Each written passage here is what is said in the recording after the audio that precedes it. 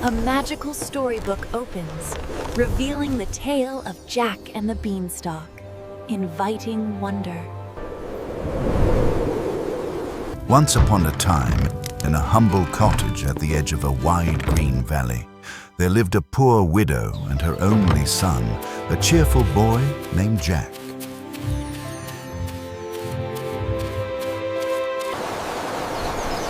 Their home leaned with age, the thatch sagging like tired shoulders, and their only treasure was a gentle brown cow named Milky White.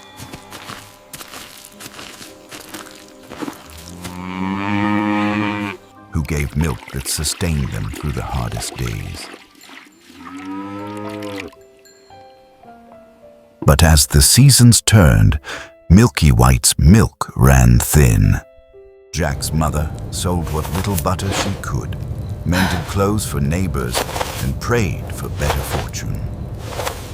One chilly morning, with their last crumbs gone and the hearth nearly cold, she sighed and said to her son, Jack, we have nothing. Take Milky White to market and sell her for our survival. Whatever you get must keep us alive. Don't worry, Mother. I will bring home a fair price. Jack, though saddened to part with the cow he loved, nodded bravely. He kissed her cheek.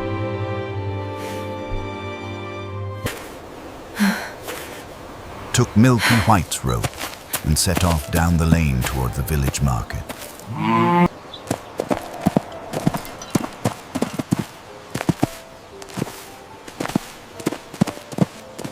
The sun was high when Jack reached a bend in the road shaded by great oak trees. There he met a strange little man with twinkling eyes and a strange green cloak. Good day, young traveler. Fine cow.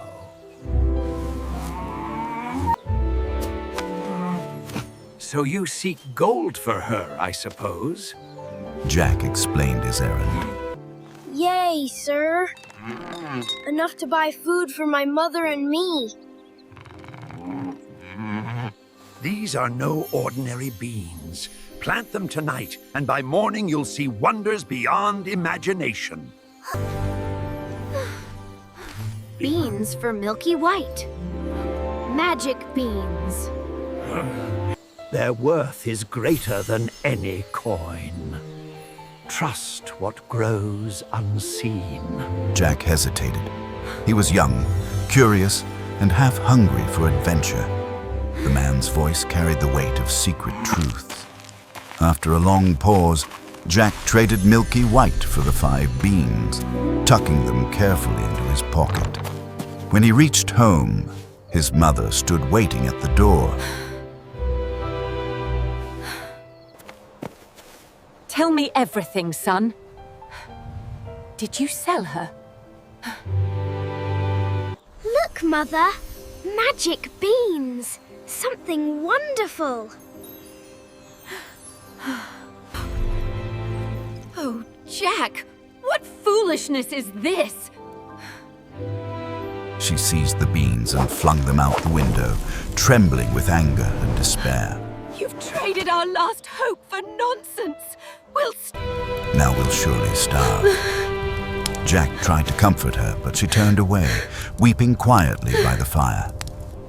That night he crept to bed, feeling ashamed and sorrowful, the echo of her sobs filling the small room. Dawn broke with a golden glow, and a strange green light shimmered against Jack's window. He rubbed his eyes and gasped. Outside, where the beans had fallen, stood a towering beanstalk. Mother, come quick! The beans were truly magic. Thick as a tree trunk and rising high into the clouds. Its leaves gleamed like emerald glass, and its spiraling vines disappeared into the misty heavens above. Jack's heart leapt.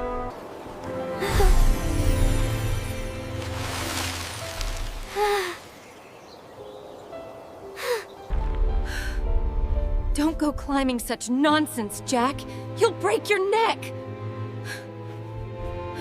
Yet Jack's curiosity burned brighter than fear. He gripped the first vine, placed his foot upon a leaf the size of a platter,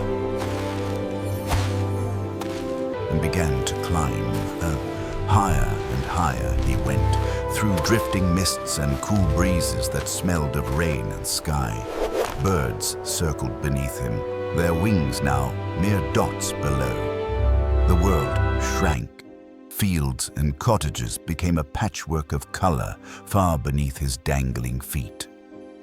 At last, after what felt like hours, Jack reached the top and pulled himself onto a land unlike any he had ever seen. A place where clouds formed rolling meadows and the air hummed with soft music from unseen winds. Jack wandered along a path paved with silver stones until he came upon a great castle in the distance. Its towers pierced the clouds, and its gate was so tall that even a horse could pass beneath without ducking. A colossal castle.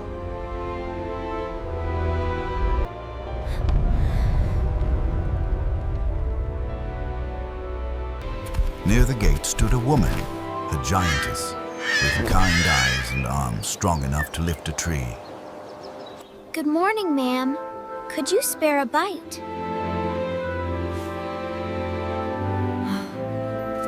Poor boy. I'd give you breakfast gladly, but my husband would eat you for his own. Please, ma'am. I'll be quick.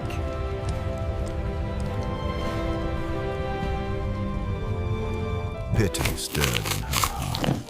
She lifted Jack gently into the kitchen and gave him a piece of bread as large as his head and a mug of milk big enough to bathe in. But before he could finish, there came a heavy sound. Thud, thud, thud. A shadow filled the doorway. The giant strode in. A monstrous figure with tangled hair, tusk-like teeth, and a voice that roared through the room. Quickly, child, hide! He's coming!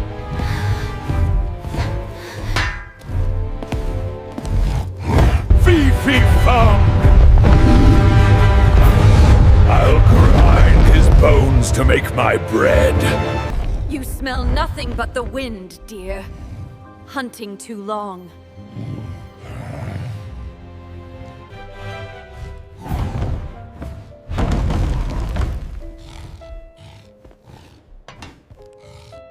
On the table, he placed a sack of gold coins which clinked like metal rain. He counted them slowly, his head nodding.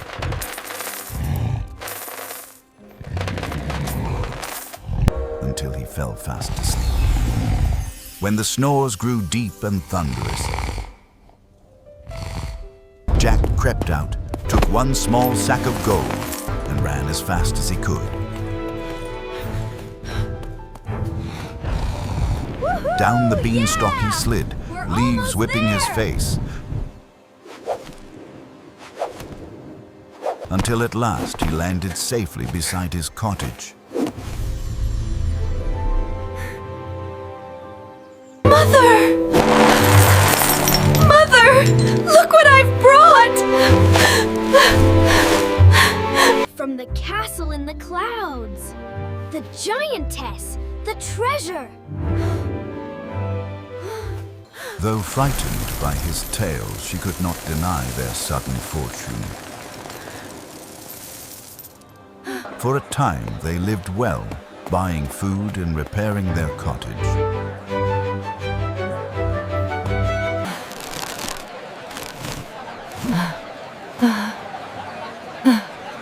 I can hardly believe it, Mother. It's...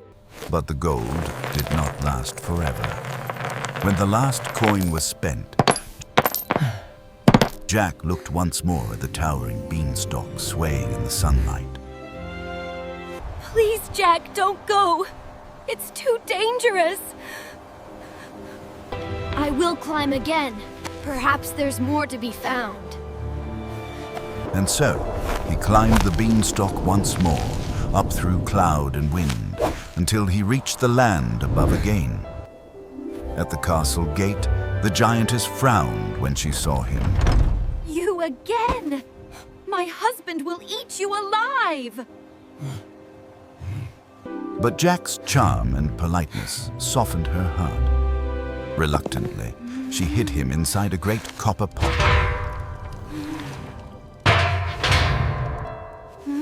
Soon the heavy footsteps returned.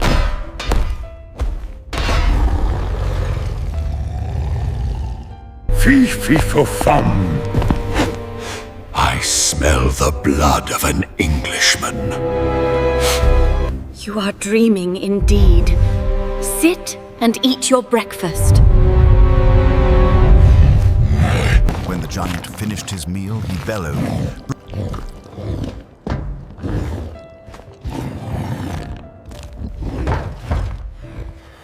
Bring me the hen. I want my golden eggs now. Before him was placed a plump white hen, its feathers shining like satin. Lay. Lay, commanded the giant.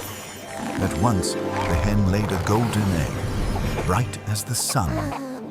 Again and again at the word lay, another golden egg rolled onto the table. When the giant finished admiring his treasure, he soon drifted into sleep.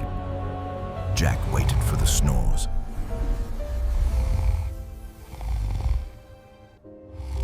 Then crept out, grabbed the hen, and ran.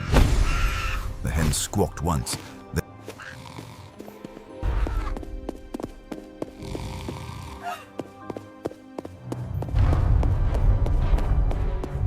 Then nestled quietly in his arms as he climbed down the beanstalk.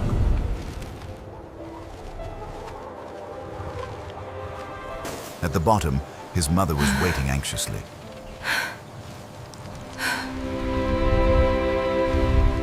Jack, are you safe? Jack showed her the hen and spoke the word, lay. Before their eyes, a golden egg. Lay. They laughed and wept with joy.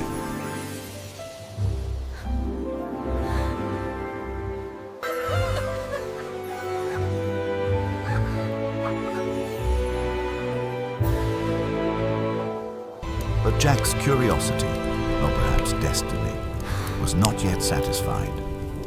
Months passed. One I have morning, to climb Jack the said, beanstalk one last time, Mother. But Jack, please. We have everything we need now. Don't go. But Jack kissed her hand and climbed again.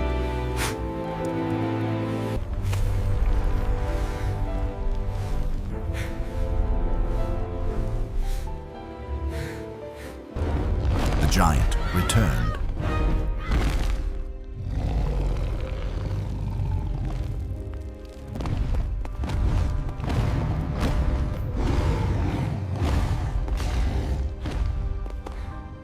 Oh, Master! Seize me! I am here! I'm here!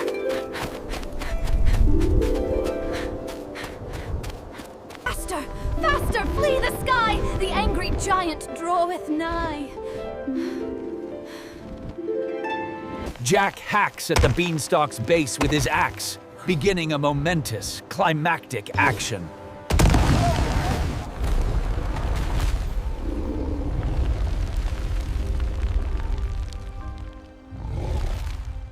The harp sang. Jack fled. The beanstalk fell. The giant roared and vanished forever. The colossal beanstalk crashes down, narrowly missing the cottage. A thunderous end.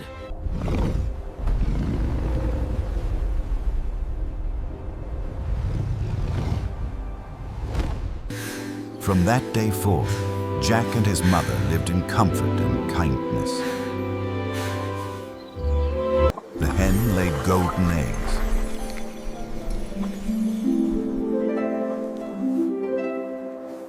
The harp filled their home with music and warmth.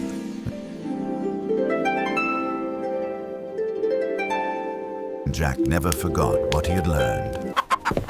Courage is not the absence of fear, but the will to climb despite it. And every great adventure begins with a single step, or perhaps with a handful of magic beans.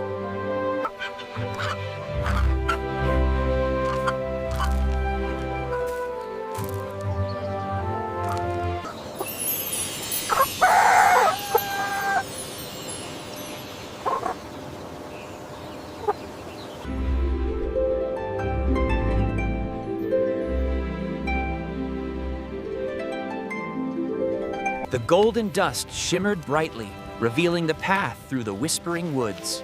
A path only the pure of heart could see.